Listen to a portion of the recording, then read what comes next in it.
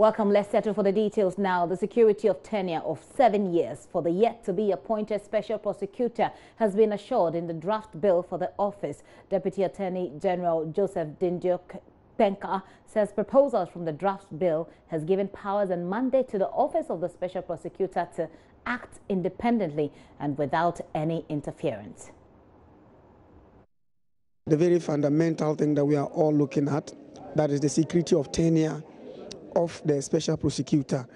Unlike we have in the case of the Attorney General and the Minister of Justice, who is hired and fired at the pleasure of the President, this will not be the case, because the person is appointed for a period of 7 years.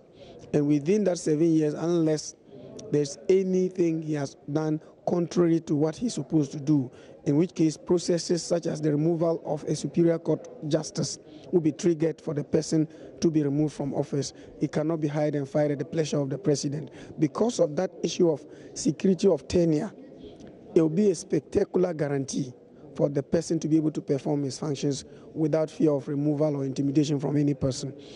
Again, if you look at the asset confiscation regime and what will be done to ensure that after prosecutions, convictions are secured, and then we are able to trace and then retrieve assets of these persons for the state, is also another point that is worthy of commendation.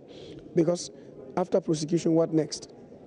You cannot allow the person to go to jail and come out and enjoy the proceeds of crime. So processes again are in the bill to ensure that properties belonging to such convicts are confiscated, and perhaps processes are gone through legally to ensure that such properties are entrusted in the hands of the state as part of the recovery of proceeds of those corrupt processes. Again, if you look at the other facets, like the composition in terms of the membership of the board and the expertise thereon, it will also enrich the office. And there will also be a deputy special prosecutor who will work hand in hand with the prosecutor so that we can ensure that there is success. And remember, apart from the fact that we are going to ensure that it complies with all internal laws, we are also drawing expertise from other experiments across the world that have been successful, including South Africa, Singapore, and other areas. And ultimately, this will advise us on the way. Deputy Attorney General there, the Attorney General's Department has just begun stakeholder consultations on the draft bill for the Office of the Special Prosecutor.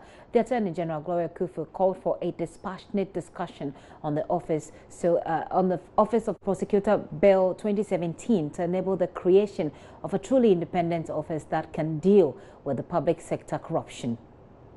Monopoly of prosecutorial authority by an Attorney General who is a member of the President's cabinet and who holds office at the pleasure of the President has been singled out by governance experts as one of the key factors that stand in the way of using law enforcement and prosecution as a credible tool in the fight against corruption.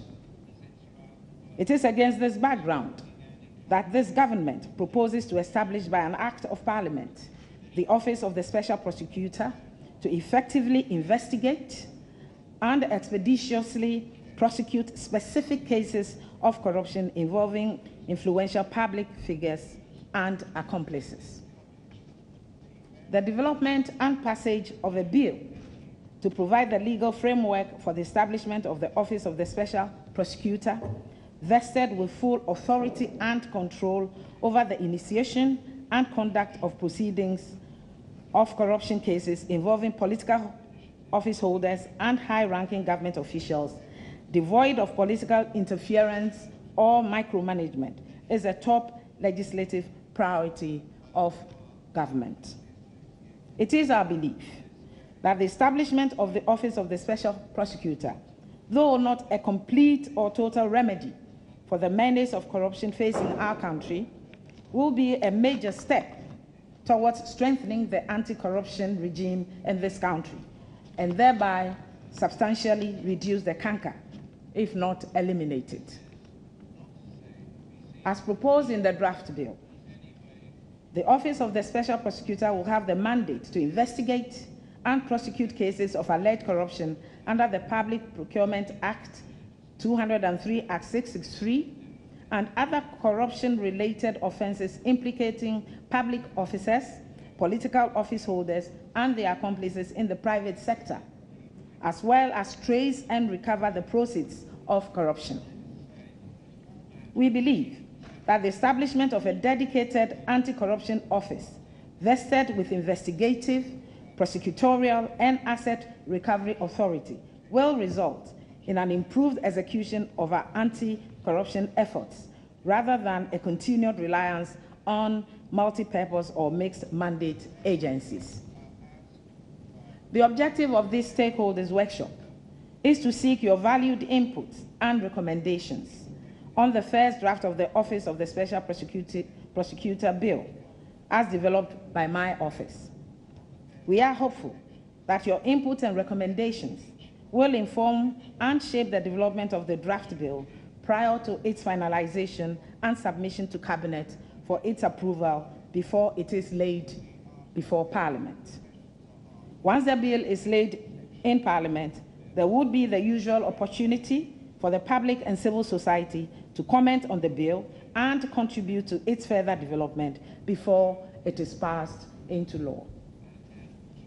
As stakeholders in the fight against corruption, it is our collective civic duty and responsibility to contribute our diverse expertise and perspective toward the development of a sound and effective legal framework to strengthen the anti-corruption regime in the country. The fight against corruption. That is the Attorney General there. Well, fighting corruption, of course, has been a big issue in this country and one that received prominence during election 2016. Curbing it is one of the promises that the NPP made to Ghanaians. So the bill is expected to be laid before Parliament after it has gone through the consultative drafting stages among stakeholders.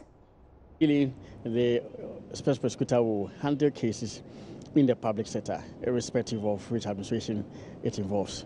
So you see, the person will be better enabled to even deal with prosecution of corruption which arises in the present administration. Okay. All right. So when are we expecting to be done with these consultations in order to present this draft bill to Cabinet before Parliament? Well, this stakeholder conference has been fixed for over 2 days, today and tomorrow. It concludes, and we expect that within about 2 weeks or so, we collate the views expressed on the bill, and then there will be a revised bill. I expect that to be, and within maybe another 2 weeks after, it will be laid before Cabinet. And Cabinet will also look at it, and formally, it will be laid before Parliament. Okay. So we think that Parliament should also accord to it necessary urgency that has been expressed, and that maybe by the close of a year or so, we'll have something in the form of an Act of Parliament. All right. So who are these stakeholders we are engaging this morning? So what are some of the stakeholders having to say about this bill? Well, some of them have been speaking to Matilda Bamaga, private legal practitioner and vice president of Imani Ghana, Kofi Bento, say apart from the independence that the special prosecutor is expected to enjoy, there's a need for efficient management of that office. I, however, have the view that, in fact, the experience in this country is that security of tenure does not necessarily mean the person is going to be, up and doing. People have security of tenure, but if they choose not to do their work, they will not do their work. And it's a double-edged sword. That double-edged sword is such that if you give the person security of tenure and they don't do their job, then you can't get rid of them, you are stuck with them. So I am one of the few who believe that given that we should give security of tenure, we should also have a certain back end that says that if a certain number of things become clear, for instance, Parliament can call and have that person censured, okay, or with a certain, majority vote, have that person removed. We should be careful. I think it's useful to think about the security for the person, to allow the person to do their job. The end of it all is not security of tenure. The end of it all is effectiveness of the person in office. So we should be careful that as we legislate this security of tenure thing, we don't throw out effectiveness. And if we have security of tenure without effectiveness, there must be a way by which we, remove that person and put somebody else in. And I think Parliament will be a very useful institution in doing that. with a 2/3 majority, if it's clear that this person has not done their job, you know, I mean, in the past we had problems with Strat for so many years, they didn't do anything. We've had problems, people complain about SFO and what they are not doing and what they should have been doing. Everybody has their views. If it turns out that all of us agree that maybe this new prosecutor is not doing his job, okay, then there must be a way of getting rid of him instead of being stuck with him for all these years because of security of tenure. How does this platform seek to address the perception of political witch hunting and interference?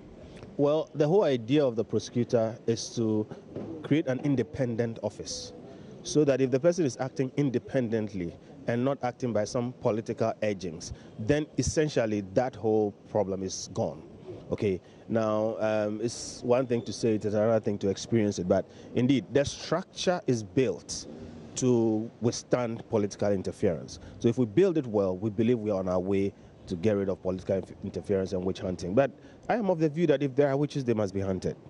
So witch hunting should not be a problem. We should not be worried about what people say. If the person is clearly corrupt, has done things that are bad, and you know, we all think something must be done, let's have somebody go after them.